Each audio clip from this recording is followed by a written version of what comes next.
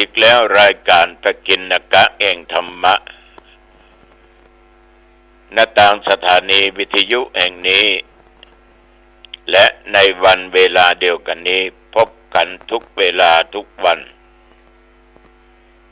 ทุกเจ้าวัดหนองตองห่างดงจังหวัดเชียงใหม่ขออนุโมทนาขอบใจในน้ำจิตน้ำใจของญาติของโยมที่ติดตามฟังรายการนี้มาด้วยดีตลอดขอบใจมากๆขอบใจหลายๆท่านทั้งหลายต่อไปนี้เอามาไหว้พระสวดมนต์เพื่อเป็นการถวายพระพรชัยมงคลแด่สมเด็จพระเจ้าลูกเธอเจ้าฟ้าพัชรกิติยาภาพร้อมนะไหว้พระรัตนตรัยว่าพร้อมๆกันไปอะระหังสัมมาสัมพุทโธภควาพุทธังภควันตังอภิวาเทมิกราบพระพุทธสวากขาโตภควตาธัมโมธัมมังนัมสสามิกราบพระธรรมสุปฏิปันโนภควโตสาวกสังโฆสังฆังนัมมามิกราบพระสงฆ์นะโมตัสสะภะคะวะโตอะระหะโตสัมมาสัมพุทธัสสะนะโมตัสสะภะคะวะโตอะระหะโตสัมมาสัมพุทธัสสะนะโมตัสสะภะคะวะโตอะระหะโตสัมมาสัมพุทธัสสะพุทธังสรณังคัจฉามิธัมมังสรณังคัจฉามิสังฆังสรณังคัจฉามิตุติยัมปิพุทธังสรณังคัจฉามิตุติยัมปิธัมมังสรณังคัจฉามิตุติยัมปิสังฆังสรณังคัจฉามิตติยัมปิพุทธังสรณังคัจฉามิตติยัมปิธัมมังสรณังคัจฉามิตติยัมปิสังฆังสรณังคัจฉามิอิติปิโสภะคะวะอะระหังสัมมาสัมพุทโธวิชชาจรณะสัมปันโนสุขโตโลกวิทูอนุตตโรปุริสธรรมสารถิสัทธาเทวมนุสสานังพุทโธภควาติยันดุนิมิตังอวมังคลัญจาโยจามนาโพสกุณัสสะสัทโธปาปักขโหตุสุปินังอาคันตังพุทธานุภาเวนะวินาสเมนตุสวากขาโตภควตาธัมโมสันติติโกอากาลิโกเอหิปัสสิโกโอปัญญิโกปัจจตังเวทิตาโพวินโยหิติยันดุนิมิตังอวมังคลัญจาโยจามนาโพสกุณัสสะสัทโธปาปักขังโหตุสุปินังอาคันตังธรรมานุภาเวนะวินาสเมนตุสุปฏิปันโนภควโตสาวกสังโฆอุจุป ฏิปันโนภควโตสาวกสังโฆยายะปฏิปันโนภควโตสาวกสังโฆสามีจิปฏิปันโนภควโตสาวกสังโฆยะติตังจัตตาริปุริสยุคานิอัตถปุริสปุคลาเอสะภควโตสาวกสังโฆอาหุนายโยปะหุนายโยทักขินายโยอัญชลีกรณีโยอนุตตรังปุญญเขตังโลกัสสาติยันตุนิมิตตังอวมังคลัญจาโยจมนาโพสกุณัสสะสัทโธ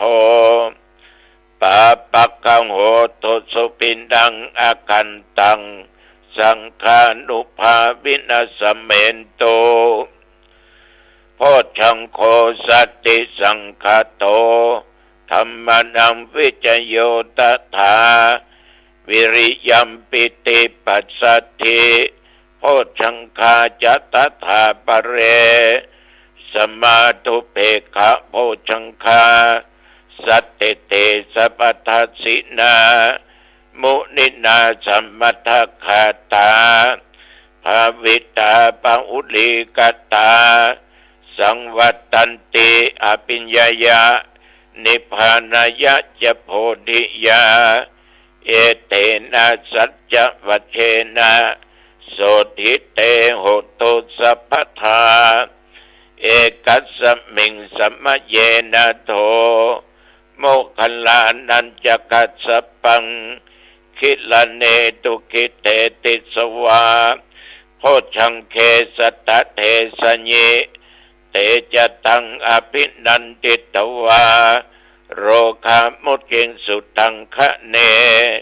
เอเตนะสัจจวัชเชนะโสติเตโหตุสัพพทาเอกทาธรรมราชาปิเคลัญเยนะปิปิริโตจุนดาเทเรนตัญเยวะพนาเปตวานะสาธรังสัมโมติตวาจะอาภาธาตัมหาบุทธาสิธานะโสเอเตนะสัจจวัชเชนะโสติเตโหตุสัพพทาปะอินาเตจะอาภาธาตินนานัมปิมะเหสินังมัคคาอัตตกิเลสาวะ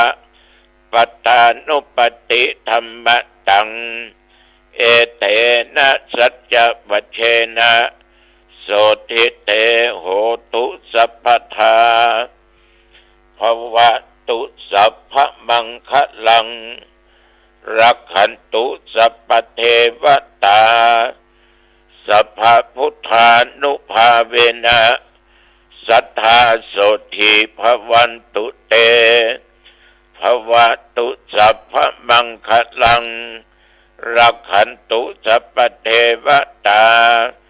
สัพพธรรมานุภาเวนะสัทธาโสทิภวันตุเตภวตุสัพพมังคลังรักขันตุสัพพเทวตาสัพพสังฆานุภาเวนะสัทธาโสทิภวันตุเตธานุภาพธรรมานุภาพสังฆานุภาพพุทธมนต์อันศักดิ์สิทธิ์โดยสัจจะวาจาขอตั้งจิตอธิษฐานขอถวายพระพรชัยมงคลแด่สมเด็จพระเจ้าลูกเธอเจ้าฟ้าพัชรกิติยาภาหรือพระองค์พาขอให้พระองค์หายจากอาการพระประชวรมีสุขภาพกายใจแข็งแรงดุจดั้งเดิม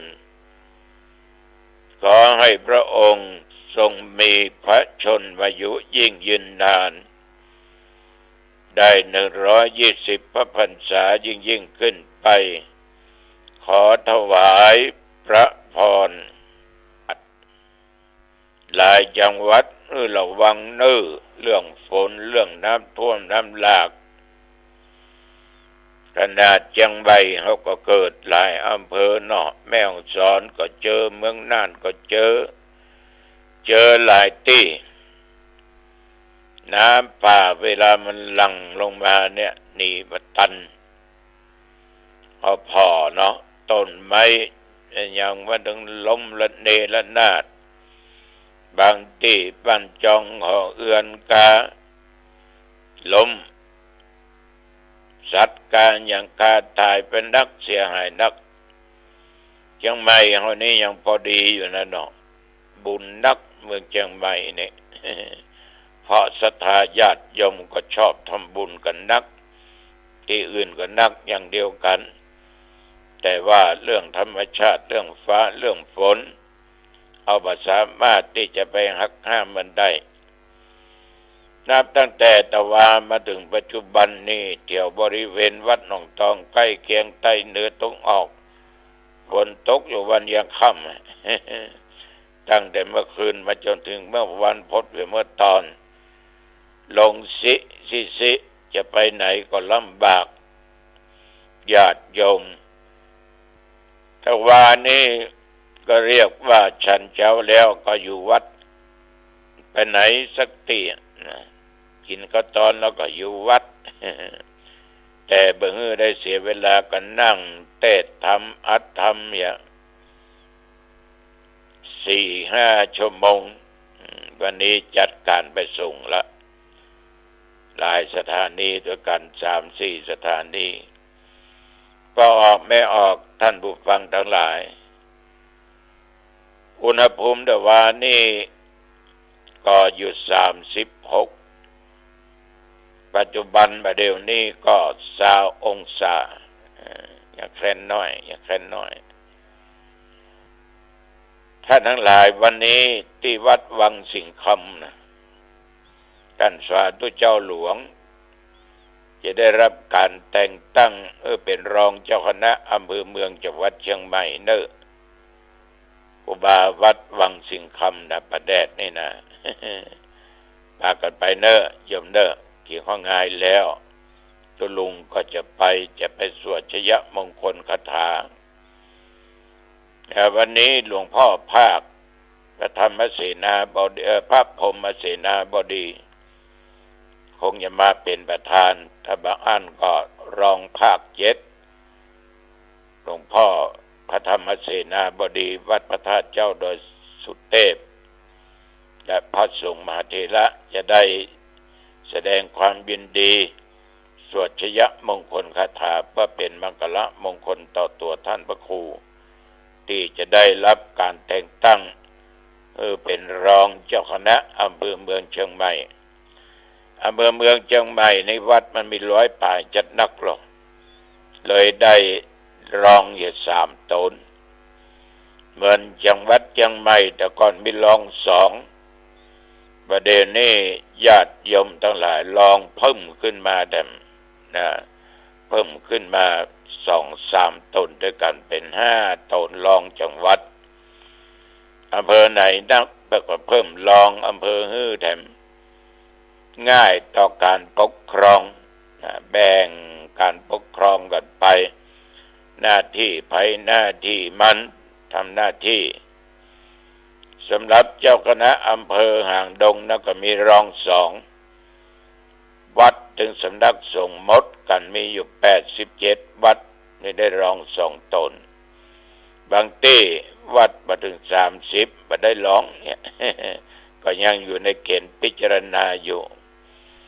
นี่ก็เป็นเรื่องกิจในทางคณะสงฆ์ธรรมาภาพก็ขอฝากธรรมะญาติโยมนำไปคิดนำไปพิจารณาเกี่ยวกับเรื่องกรรมฝ่ายดีกรรมฝ่ายชั่วฝ่ายดีก็กุศลกรรมเนาะฝ่ายชั่วก็อกุศลกรรมท่านทั้งหลายมีกรรมอย่างหนึ่ง แม้แต่ละอ่อนที่ไร้เดียงสาคือว่ายังบ่รู้เรื่องเตื้อที่พ่อแม่ปรารถนาให้ลูกได้กระทำบุญทำกุศลอาจจะหันได้ว่าบางครั้งพ่อแม่ไปทำบุญวันเกิดลูกกาไปทำบุญทานคนนั้นคนนี้กาถวายนั้นถวายนี้จะจับมือลูกของตัวเองหนึ่งไหว้พระพุทธรูปสองไหว้พระสงฆ์แล้วก็จับมือลูกน้อยของตัวเองนั่นคือถวายทานซึ่งละอ่อนก็มักจะแสดงกิริยาอันเป็นบุญกุศลเช่นนั้นแต่บ่มีเจตนาที่จะกระทำบุญเพราะบ่หูและบ่เข้าใจเหตุใดมันบ่หูบ่เข้าใจละอ่อนเพราะมันยังไร้เดียงสาแต่ว่านะโยมนะกุศลบุญต่างๆกรรมดีต่างๆที่ได้ทำนั้นย่อมมีผลแก่เด็กคนนั้นด้วยโยมเอาละอ่อนไปจับมือละอ่อนก็ไหว้พระพุทธไหว้พระธรรมไหว้พระสงฆ์ไหว้จับสังฆทานเวลาทำบุญเนี่ยถึงว่าลูกเอาละเอ็กละอ่อนตัวน้อยๆมันจะไร้เดียงสาก็เกิดกุศลกรรมในทางดี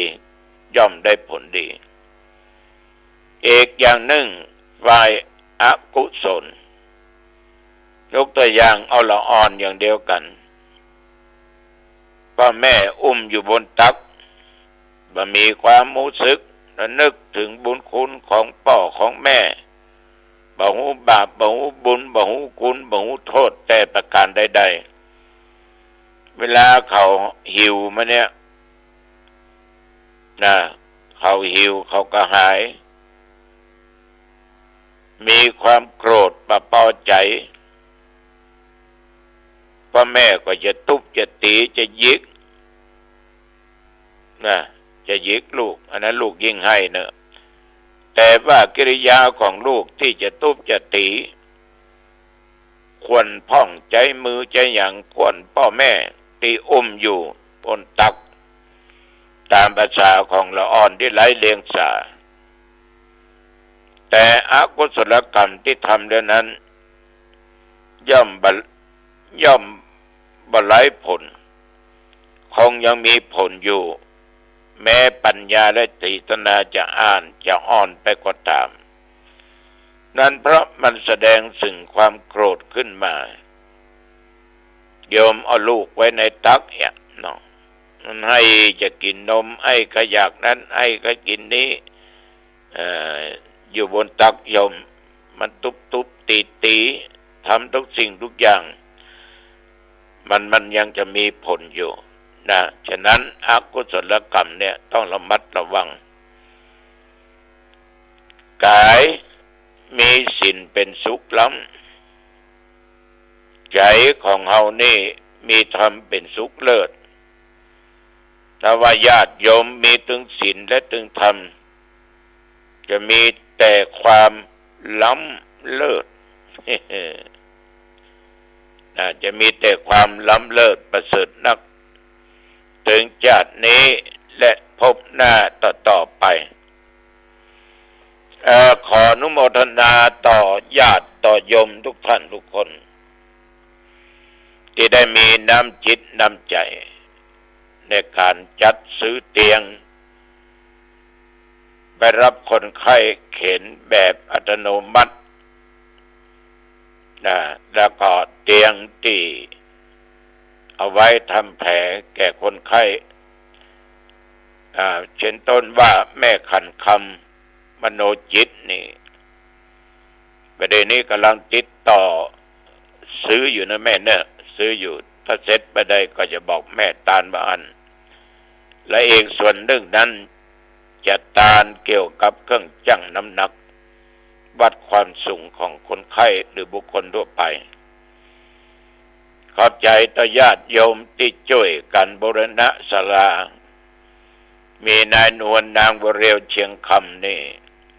หอมมา 2,000 กล่องบุญนายชัชวาลนางทัศนีคำปาก 2,500 กล่องบุญด้านนางมุกดาอินตะกับลูกเต้า 1,250 กล่องบุญนางประกายคำนันโทพร้อมกับลูกเต้าบ้านโป่งเนาะบ้านโป่ง 1,200 กล่องบุญนอกนั้นก็ยังมีญาติมีโยมผู้ใจบุญใจกุศลอัปประตูหน้าต่างแถมมียมเพชรพฤกษาสุทธิประภา 3,500 กล่องบุญแม่หมอลำพันเทพทั้งสี่ก็ 3,500 กล่องบุญแล้วก็ยังมีพ่อแก้วแม่ปทุมอุปนันท์ในวิทยาพร้อมด้วยครอบครัวครับหน้าต่าง1 ช่อง 8,000 กล่องบุญต้องขออนุโมทนาขอบใจต่อญาติต่อโยมทุกท่านทุกคนท่านทั้งหลายการสร้างเสนาสนะวัตถุไว้ในวัดนั้นบางท่านอาจจะมองเป็น2 แง่2 มุมทำไปอย่างพระเจ้าก็มาจ้ามีหลายเน้นก็มาจ้ามีนักโยมของที่มันชำรุดมันลุมันเสียเอาซ่อมแซมเอาบูรณะก็ดีที่สุดมีศรัทธาจะสร้างจะแปลงใหม่ก็ดีที่สุดสร้างโบสถ์สร้างวิหารเจดีย์สิ่งเหล่านี้มันจะเป็นหลักฐานวัดตัดที่นี้เคยเป็นวัดมาก่อนอันเราก็หมูว่าวัดร้างมีที่ไหนตัดที่ใดเป็นของวัดที่เราหูก็เพราะว่ามันมีฐานไว้อย่างหนองตองเนี่ยโยมทั้งหลายวัดเก่าวัดแก่แต่วัดร้างในบริเวณหนองตองบ่มีบางที่มีเป็น2-3 วัดเนี่ยเป็นวัดร้างก็คือย้ายวัดปัจจุบันมาจากที่นั่นอย่างใดก็ตามญาติโยมก็ขอฝากไว้กับญาติกับโยมตัวนะเรื่องวัดเรื่องว่าเรื่องพระสงฆ์องค์เน้นไปมีศรัทธาจะทำบุญวันเกิดเลี้ยงพระเน้น250 รูปแจ้งความประสงค์ได้ที่ตมาเนอะอินดูพระเน้นเขาวันนั้นโยมไปเลี้ยงขนมเส้น เอาเป็นอูปังเป็นดีม่วนดีงันได้บุญปีติเกิดตุลุงในน้อยในปัตตอหีบจึงถ้วยโพดบุญโพด เนาะละอ่อนเนาะแต่ดีละเป็นอย่างได้บุญนักพระเจ้าอย่าไปมึงกำโลยหรอกมันเอาขนมเอาน้ำบัวอิมะไปถวายเน้นยมทางบ้านบักคุณวานก็เอาอาหารไปถวายเน้นก็ชอบอกชอบใจหลายท่านหลายคนก็ไม่ออกมาจากเพื่อสันทรายก็สมทบตมาก็จัดการไปเลี้ยงก็เรียบร้อยก็ไม่ออกวันที่10 เดือนกันยานะเขาจะพระธรรมสัญจร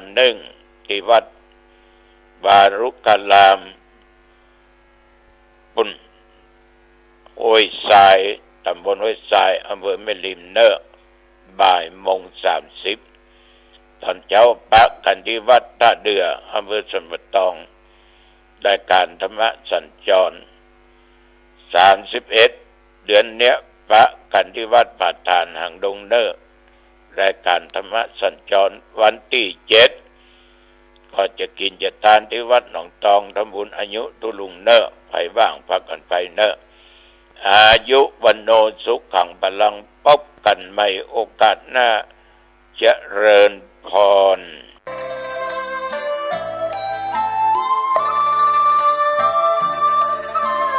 ขอเชิญร่วมบูรณะปิดทองพระเจ้าตาเขียวและบูรณะปฏิสังขรณ์พระธาตุเจดีย์มงคลธรรมณวัดบ้านเราพระเจ้าตาเขียวตำบลบ้านเรือนอำเภอป่าซางจังหวัดลำพูนได้รับเมตตาธรรม จากพระธรรมเสนาบดีรองเจ้าคณะภาค7เจ้าวาดวัดพระธาตุดอยสุเทพราชวรวิหารเป็นประธานที่ปรึกษาโครงการมีพระเทพรัตนนายกเจ้าคณะจังหวัดลำพูนเจ้าวาดวัดพระธาตุธริพุนชัยวรมหาวิหารประธานโครงการบูรณะโดยมีพระครูภาวนาโสภิตฝ่ายวิปัสสนาผู้ช่วยศาสตราจารย์ด็อกเตอร์เจ้าวาดวัดบ้านเหล่าพระเจ้าตาเขียวรองประธานโครงการบูรณะท่านที่จะร่วมบุญบูรณะได้ที่บัญชีวัดบ้านเหล่าพระเจ้าตาเขียวธนาคารธกส.เลขที่บัญชี020-188-714-571ติดต่อสอบถามร่วมทำบุญได้ที่พระครูภาวนาโสภิตเจ้าอาวาสวัดบ้านเหล่าพระเจ้าตาเขียวโทรศัพท์096-952-5159ได้ทุกวันนะครับก็เป็นส่วนที่จะได้ร่วมบุญร่วมกุศลในการบูรณะปิดทองพระเจ้าตาเขียวและบูรณะปฏิสังขรณ์พระธาตุเจดีย์มงคลธรรมของวัดบ้านเหล่าพระเจ้าตาเขียวตำบลบ้านเรือนอำเภอป่าซางจังหวัดลำพูนเชิญท่านร่วมบุญร่วมกุศลเดินทางไปที่วัดหรือทำบุญทางออนไลน์ผ่านธนาคารธกส.ได้ก็อนุโมทนาสาธุกับท่านที่จะได้บูรณะปฏิสังขรณ์พระธาตุเจดีย์และพระเจ้าตาเขียวได้บุญได้กุศลโดยทั่วหน้ากัน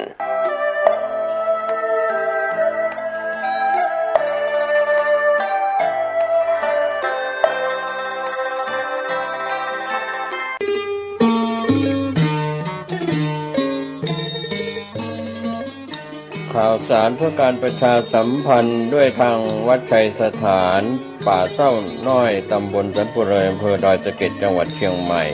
มีพระครูประภัชชัยคุณดำรงตำแหน่งเจ้าอาวาสวัดชัยสถานป่าเศร้าน้อยเจ้าคณะตำบลสันปุเรอเขต2พร้อมคณะศรัทธาและผู้ใจบุญร่วมบูรณะวิหารหลังใหญ่ของวัดในช่วงหลายเดือนที่ผ่านมาขณะนี้การบูรณะใกล้จะแล้วเสร็จก่อนเข้าพรรษา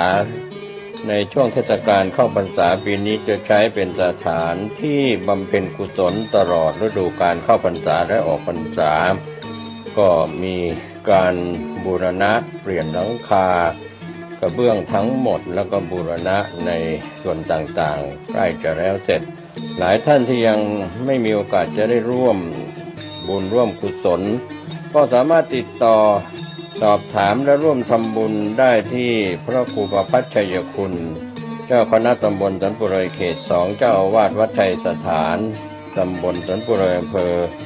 ดอยสะเก็ดจังหวัดเชียงใหม่หมายเลขโทรศัพท์087-657-2458 087-657-2458 หรือที่053-114-332ได้ทุกวันก็เป็นการบูรณะวิหารหลังใหญ่ของวัดชัยสถานป่าเศร้าน้อยตำบลสันปุเรออำเภอดอยสะเก็ดจังหวัดเชียงใหม่ก็ขออนุโมทนากับหลายคนหลายท่านได้ร่วมทำบุญไปแล้วและหลายท่านยังไม่ได้ร่วมบุญก็สามารถร่วมทำบุญในคราวครั้งนี้โดยทั่วหน้ากัน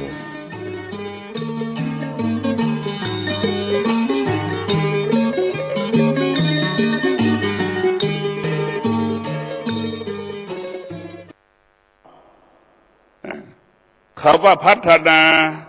ก็คือธรรมะนี่แหละเป็นผู้พัฒนาที่ไหน